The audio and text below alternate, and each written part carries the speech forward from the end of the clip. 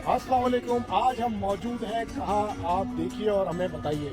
The one and only Riyadh Bollywood. आप पीछे देख सकते हैं कितनी ज़बरदस्त लाइटिंग, स्क्रीनिंग, बड़ी बड़ी स्क्रीन जो आपको फील देगी कि आप आ गए हैं न्यूयॉर्क के टाइम स्क्वायर पे। और ये जगह मौजूद है कहीं और नहीं, सऊदी अरब के शहर रियाद में।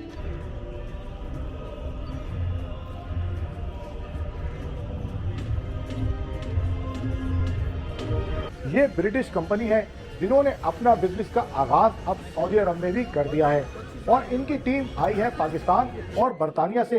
हमारे बहुत ही दिल अजीज दोस्त यासिर जहूर साहब। स्पेशल व्लॉग कैमरा है।